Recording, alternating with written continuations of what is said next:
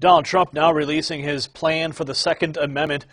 Millions are furious, apparently. The Conservative Tribune reports that one common criticism of the billionaire businessman and President-elect Donald Trump is that he far too often speaks in vague generalities and rarely offers specifics about where he stands on the issues. Well, that's no longer the case, at least regarding his stance on gun rights and the Second Amendment. They stated after Trump released his official policy position on his campaign website. They write, "The Second Amendment to our Constitution is clear. The right of the people to keep and bear arms shall not be infringed upon, period." End of story. Okay, that was the beginning of the paper. They state that Trump went on to explain that the right to keep and bear arms is a right that pre-exists both the government and the Constitution, noting that government didn't create the right, nor can it take it away. Yes, that's very true. Rights they are inalienable rights. They cannot be taken from us. There is no level of laws or voting that can remove the rights that we have in the Constitution away from us. All right? They state he is also rightly denoted that the Second Amendment as America's first freedom, pointing out that it helps protect all the other rights that we hold dear.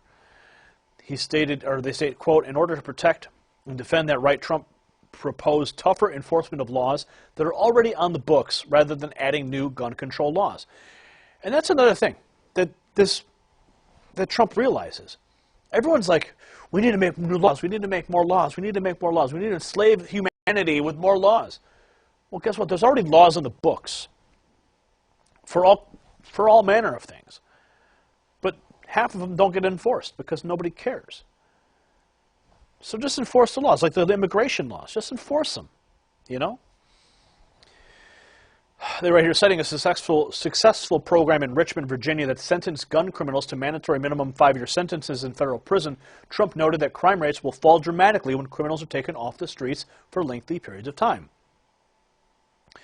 Trump also proposed strengthening and expanding laws allowing law-abiding gun owners to defend themselves from criminals using their own guns without fear of repercussion from the government. Well, God bless them. Now we can actually use our guns to protect our families. There are actually laws on the books in certain cities and towns. You can't even have a gun to protect yourself. Like, what's the point? I'm going to beat him with my cell phone while I'm dialing 911? Waiting for the cops to show up? Please. They're right, noting that many of the recent high-profile shooters had clear mental problems that should have been addressed. Trump proposed fixing our nation's broken mental health system by increasing treatment opportunities for nonviolent mentally ill, but removing from the streets those people who pose a danger to themselves and to others. They're right, Trump would do away with pointless and ineffective gun and magazine bans, suggested fixing the current background check system already in place rather than expanding a broken system.